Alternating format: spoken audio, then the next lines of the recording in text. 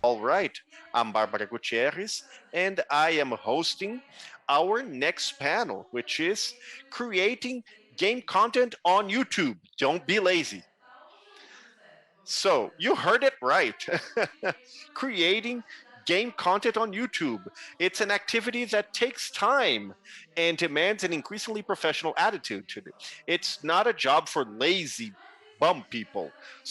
But those who dedicate themselves certainly find results on the platform, whether as a content creator, brand, or publisher of games. Come and get to know local cases and best practices for channels on YouTube.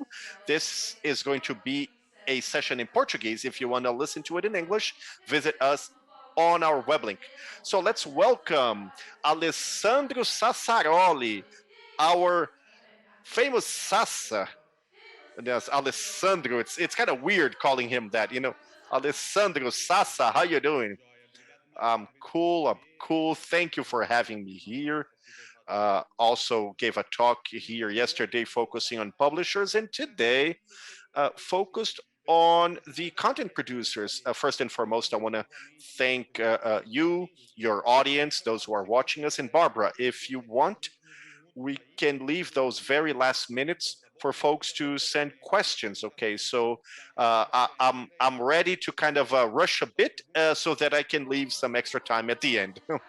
Love it, love it. So you guys, you're home. Send us your questions right now. We start organizing them with the questions and answers session. Sasa, you have the screen. Thank you. Let me share my screen with you guys. So here I am, folks.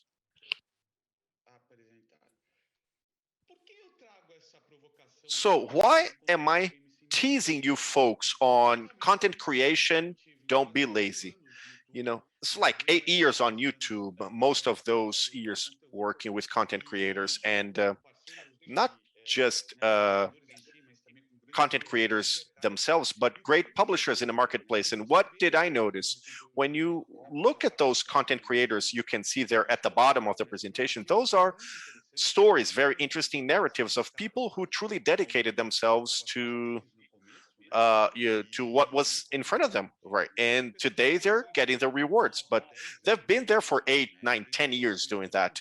And there are situations that are the exact opposite than those, but not less impressive in terms of channels that came from Free Fire world or other mobile games and had great acceleration. So what do we see here? On one hand, those are inspiring stories of people who gave their all for things to happen, and it really did happen. And I want to go back to saying what I love comparing. YouTubers market and the soccer player industry. 1, 2, maybe 3% reach astounding success. And on YouTube, maybe a little bit more, but that's where we have this understanding of many creators who inspire themselves on those who were already successful on those platforms. And when I say success on the platform, you can replace YouTube, Twitch, Facebook, whatever you want. So it's a model that I only had to copycat some formats and follow certain guidelines that after a month, I was going to have some food. So you look at creators, be careful not to become a Garfield. Every day somebody comes and offers you lasagna and you eat it. And when it's the rough times, you're heavy. You don't remember how to chase your own tail. And maybe you don't even know what your tail is. So this chat that we're having here today is maybe to talk about things that in all presentations I've given in 8 years working for YouTube. Yeah, I see a lack of clarity in that sense of what I'm bringing here. It's not easy. It's not that it's not promising. Come on, it's so promising. It's so cool, an industry that got me to leave YouTube to become an entrepreneur, understanding that there is an opportunity, several agents out in the marketplace. But when we look at content production today, and when I put 34 options for content options for local audience, when we're talking about content options, if I spend hours on my WhatsApp, I have two eyes on a single place, and on my texts and interactions, but and videos that are shared there. But people forget that today, with the advancement of distance learning platforms, you also consume videos. So if I'm watching a class, I can't watch something else. So talking about classes, Google Classrooms and Zoom, same thing. You can't say, oh, I'm going to watch a class and a video on YouTube and watch a movie and play. I'm not even going to, the second column, we see that there has been an increase in terms of contents, whether gamer content or not. And that's an important point. We don't consume only gaming content, we consume content in general. We subscribe to Netflix, HBO, Claro over cable, Amazon, we use a lot of video content, and LinkedIn has become a type of social network that is more based out on video and creating business contacts for brands and professionals. TikTok, I'm not even going to go there. Look at the volume of people who are on TikTok and interacting locally in Brazil. So it's well known. Um, it's not just a trial, it's a serious investment that they're making, and things we forget when you're thinking about a video, and no joke, nobody talks about the consumption of porn or erotic content, and that is consumed at length. We can't forget that uh, TV channels are launching content, not just gaming content on their screens, but considering global, they're bringing their own streaming platform, Sport TV, another strategy, which is one to bring a classic sports channel on something like YouTube. So it's ever more complicated. We have a wider range of options and languages. What to talk on a podcast? On one hand, you've got this joining of formats. You got a podcast format on YouTube, and then it goes into a podcast platform. But it's great competition, right? So in theory, this would be the kind of situation we would have to have at home in terms of our viewers. So if a person were to spend 24 hours a day watching 200 different videos on several monitors and without being interrupted by things that we know, just like a call or an ad uh, or a link or a pop-up that comes on screen. So again, I want to repeat this. It is an ever more promising market. Look at the number of platforms investing in Brazil. I just counted 34. And it's not only those that you can consume content over, but on the other hand, it's much more of a competitive landscape. You have to have a value proposition that gets, in this hypothetical situation I'm bringing here, I have to be uniquely differentiated to get my content to be highlighted to the eyes and the ears of my consumers. So when we talk in that sense about the commoditization, they've become commodities, right? The the idea is not pointing a finger here and there to this or that content creator, but there are creators that they create trends. But if you look at the thumbnails for games, there seems to be a rule. You can't look at the camera. You have to be at 45-degree angle to the left. Usually the words, the the font is the same font of the games. The elements are all similar. The visual appeal, you have to say free or 1 million of this. Or there are people who create trends, and they're not wrong. But when following that trend, pay attention if you're not missing out on your uniqueness. One more thing that we have to think for you who's watching here, listening here today. I want to improve, increase my digital footprint with interviews and videos, whatever it is. If we look at publishers today, the developers in Brazil, it's going to be wonderful work. You look at Riot. There are two channels. One of their channels has like 1,400,000 subscribers. They established in esports language on the internet and then migrated over to TV. There are people who work there who come from TV, who came from, they used to broadcast like the World Cup of soccer World Cup. They were in 1,200 square meter studios. And so also look at YouTube, Free Fire, 9 million subscribers. It is something grandiose, but it's not by chance. It's a very assertive strategy of what they could offer in terms of product and content to the community. The music, the sports. Ubisoft, great track record of knowing how to connect to their channels, to their audiences. Ubisoft has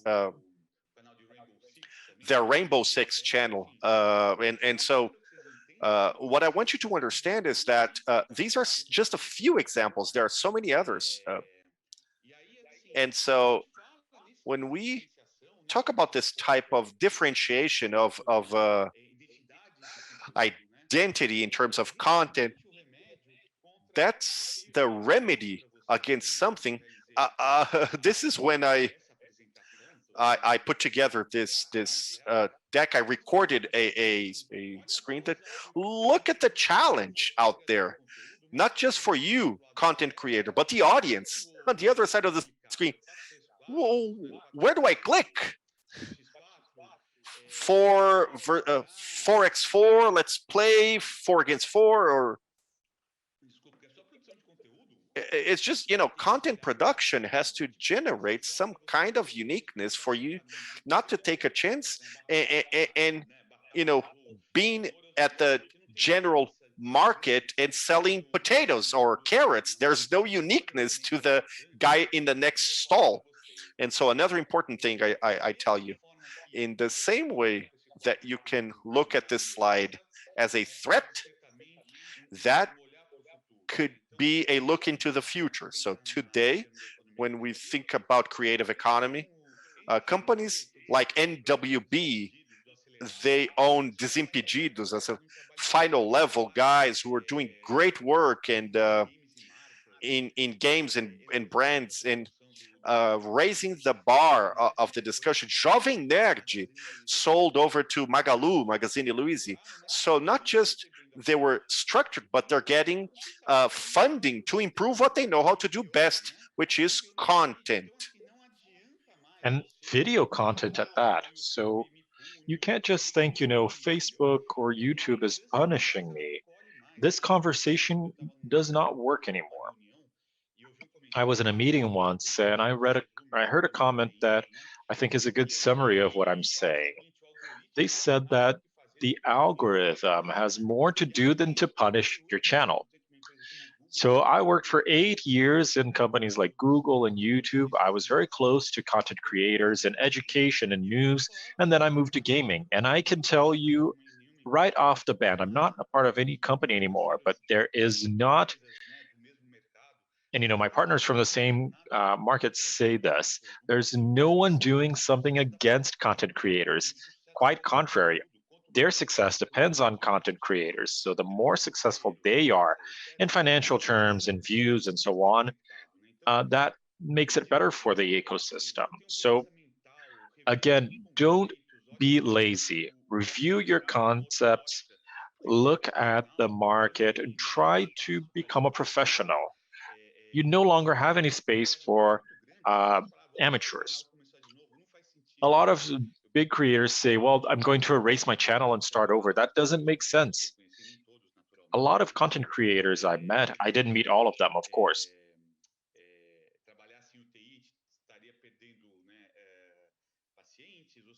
You know, if they were working in ICUs, they'd be losing patients. If they were air flight controllers, you'd have uh, crashes. And if they were working in the exchange, they'd be buying and selling all the time because they wouldn't be supported by the numbers. But Twitch gives you the numbers, YouTube gives you the numbers. It's very professional. So try to keep it rational. Try to understand that this is a major market with many opportunities, but it requires your professionalism. And what am I here to say? Study. Take a screenshot here, but of course, this is in my website, sasahub.com. Each one of the platforms has, well, each major platform has um, your creator's school, right?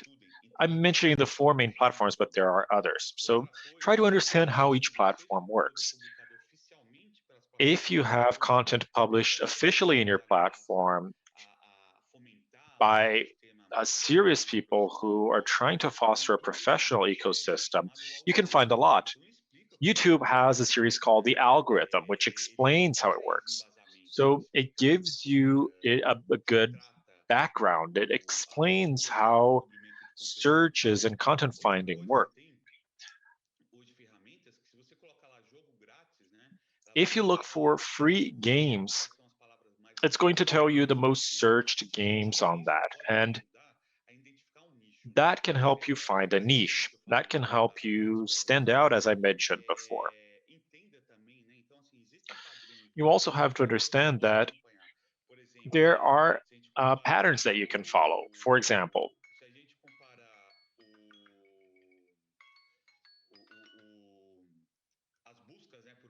if you compare searches for PKXD, Minecraft, Roblox, and Garena Free Fire, this was a surprise to me.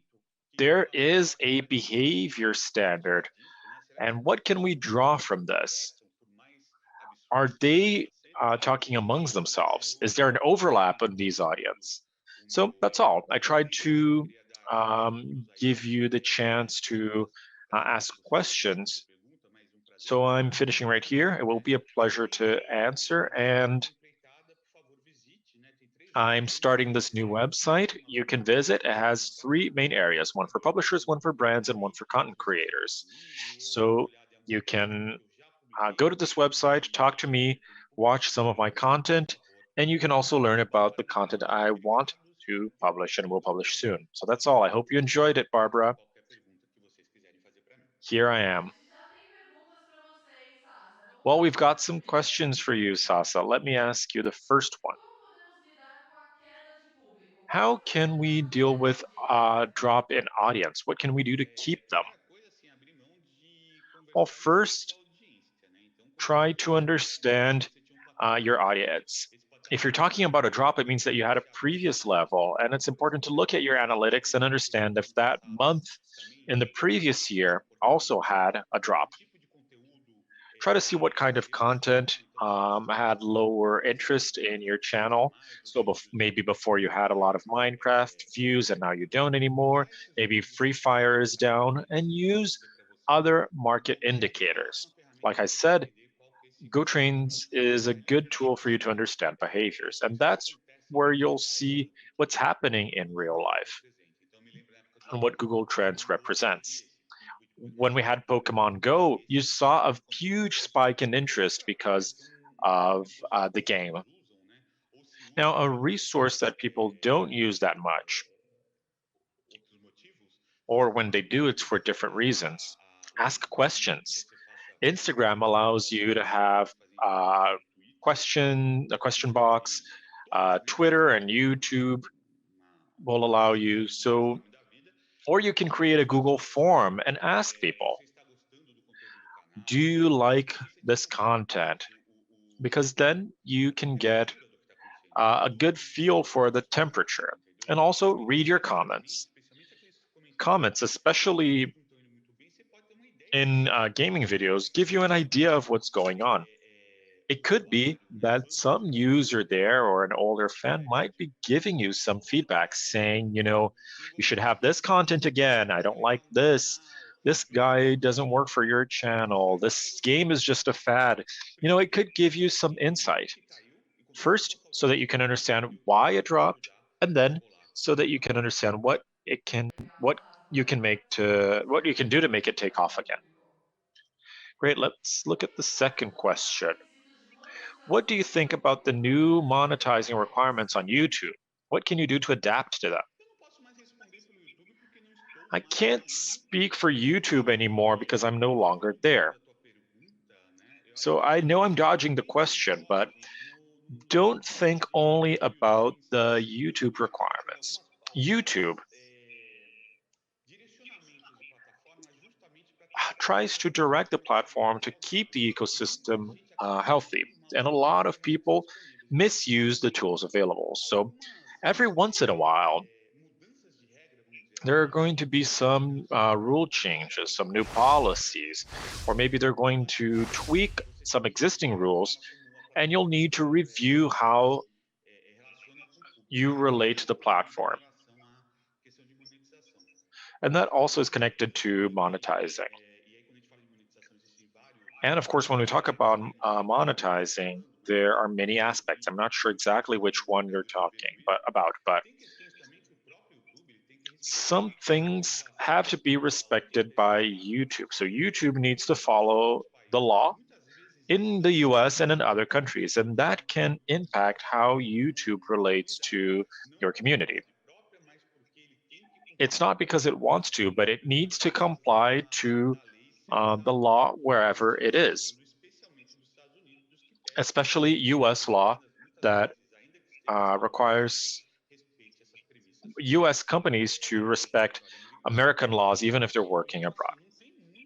So you can't really get away from it. It's like life. Laws change when you turn 18, when you turn 21. So you should not suffer from these changes. You should try to understand how they will work in your day and, of course, find alternatives. There are many ways of monetizing your content on YouTube that are not only about ads. So you have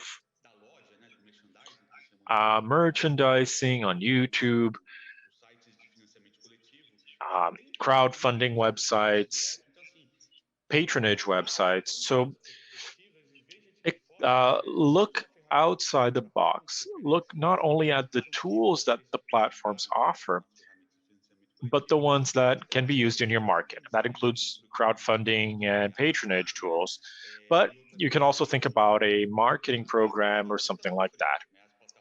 So there's no use in suffering. Platforms are private entities, they have their own rules, and they're often not doing it uh, for evil. They have to improve their own metrics and they have to follow the law, as I mentioned before. And finally, try to diversify your sources of income. And this is obvious, right? Everyone talks about the financial market, that no one puts all their eggs in the same basket. That's a big risk for a content creator. That's right, Sasa. You were talking about monetizing through YouTube. Twitch for me works much better in that sense. But, anyways, thank you for your time. Thank you so much. And thank you for the classes that you've been giving in content creation. It's a pleasure to share the stage with you, albeit digitally.